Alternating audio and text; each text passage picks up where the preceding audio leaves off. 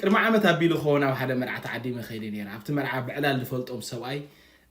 ርኢ መሰበልክዎም ከይደ ምስኦም ኮፍ ኢለ ዕላል ክዕልል ደስ ስለ ዝበለኒ ከይደ ምስኦም ኮፍ ብል እዞም ሰብኣይ እዚኦም ብዙሕ መፅሓፍቲ ካብ ፈረንሳይ ካብ ናይ እንግሊሽ መፅሓፍቲ ብዙሕ መፅሓፍቲ ልዕሊ 10 ዝኾኑ መፅሓፍቲ ዝተርጎሙ ሰብኣይ እዮም ሶ ከይደ ምስኦም ኮፍ ኢለ ዕላል ጅምር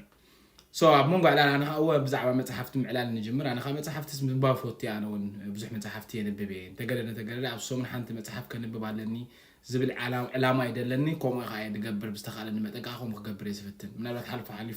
ሓሊፉ ክነጥር ክእል ግን ዳስ ማይ ጎል ብሎም ማለት እዩ ኦ መጽሐፍ ተንብቢ ኢኻ ኦ ጽቡቕ ከምስ ትብል መጽሐፍ ስንቢብካ ትፈልዶ ይብሉኒ ኣረቃ ይፈልጥኒ ይብሎም ከምስ ትብል መጽሐፍ ከንቢብካ ትፈልዶ ኣይፈልጥኒ ሓሙሽተ ዝኾነ መጽሐፍ ጠቂሶምለይ ካብተን ሓሙሽተ መጽሐፍቲ ሓንቲ እኳ ዘንብብኳ ተሳይና ሽዑ ከምዚ ኢሎምኒ ክላስ ቅበል እንታይ ዳ መጽሐፍ ንብብ እየ ትብል ኢሎምኒ ከምዚ ነይሩ እቶም ተንፀቑስለይ ዝነበሩ መጽሐፍቲ ናይ ልቢ ወለድ ዝነበረ ዓይነት መጽሐፍቲ ነይረን ኣነ ከዓ ኣብ ሂወተይ ዳርጋ ካብ 10 ዘይሓልፋ ልቢ ወለድ መጽሐፍቲ ኣንቢበ እሱ ኸማን በጋጣሚ ሰባት ሪኮመንድ ገይሮም ወይ ብዕላል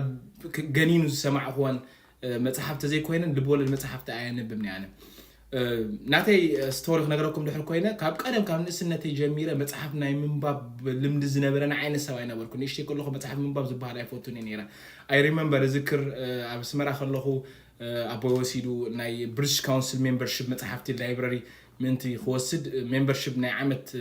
ከፊትለይ ኣብታ ዓመት ምልእቲ ሓንቲ መጽሐፍ ሰኸማን ብክንደይ መከራ ይወድያ በቃ ግርግር ይብለኒ ነይረ መጽሐፍ ከንብብ ብዙሕ ኣይፈቱን ነይረ ዳርጋ ዝሓለፈ 7 ዓመት ኣቢለ መጽሐፍ ምንባብ ጀሚረ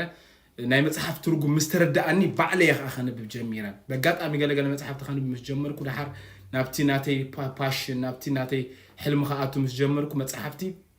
ፍቕሪ ክሕዘኒ ጀሚሩ ብፍላይ ከዓ ምስቲ ተውህቦ ናተይ ዝኸይድ መጽሐፍቲ ከንብብ ምስ ጀመርኩ ሓንሳብ ጀሚራ ሓንቲ መዓልቲ ዝውዳእሉ ግዜ ኣሎ በቃ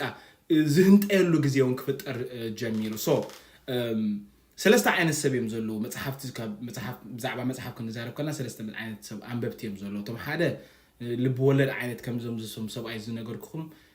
ናይ ልቢ ወለድ ዓይነት መጽሐፍቲ ዘንብቡ እዮም ብዙሕ መጽሐፍቲ የንብቡ እዮም ግን ናይ ልቢ ወለድ መጽሐፍቲ እዮም ዘንብቡ እቶም ካልኣይ ከዓ መጽሐፍ ዘንብቡ ውሕድ መጽሐፍቲ እዮም ዘንብቡ ግን መጽሐፍ ዘንብቡሉ ምክንያት ሰባት ክዕልሉ ከለዉ ከምዚኣ ትብል መጽሐፍ እኮ ከምዚ ዝብል ኣሎ ኢሎም ንምጥቃስ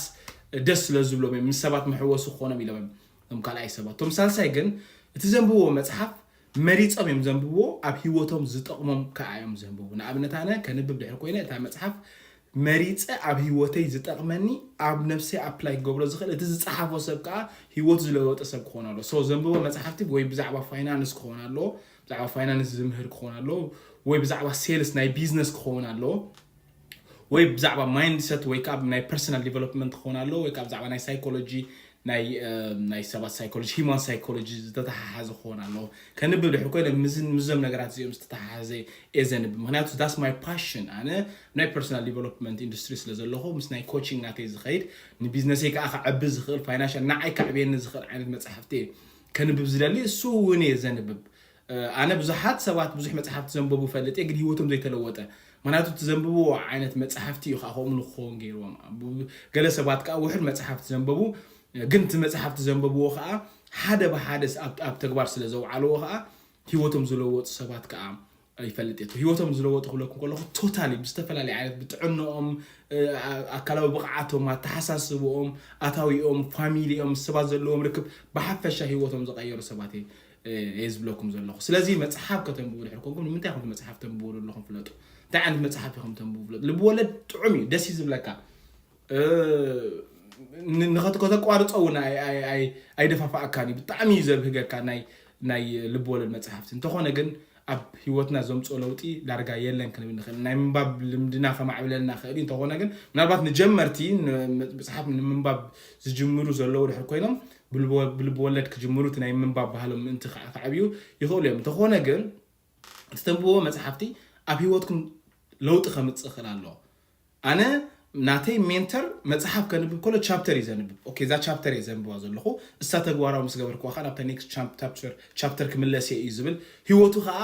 ላይክ ብጣዕሚ ዝገርም لو تخايو خازلو واب هيوتو ناي بزو حسابات هيوتو قيري كابناتو حليفو سلازي ستنبو مصحفتي نمتايخم تنبو مجمريا مساخم انتاي ركبالو انتاي باشنكم انتاي دليتكم نمتايخم كتمصحف تنبو زلوخم غزيخم متفاقم دو يترفكم انتاي عينت مصحفتكم كتنبو تلاليو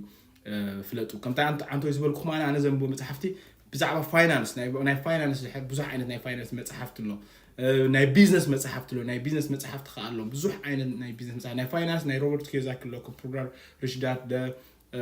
كاش فلو كوادرانت كوم زعما مسلو بزح ناي توني رابنس ماني ماستري بزح مصحفت لكم ناي بزعبه فاينانس كوم ناي بيزنس بكم مصحفت له بتعمل زقرم ناي russellbrunson.com secret expert secret زبل على جو برو بزح مصحفت له ناي بيزنس ذا بلو اوشن ذا امسلو بفلاي ناي منشمو خنبو خلوخو ذا دوت كوم secret expert secret زبل قري مني انا كم زع عينت ديتيل مخا وسيد كاتغوارا خد قبل تخل مصحف سب تصحف في مالك ديو الا تغري مزنبكم مصحف ناي نيغوشيشن على ناي سيلز مصحف على هيومن سايكولوجي خا علوكم عاد مصحفتي مسناتكم سلاح مسناتكم بيزنس ويكا مسناتكم باشنز خير كتنبو بزي قاطع معدمكم كم زعاني فيديوهات كمتصكم لحد اليوم فولو غورو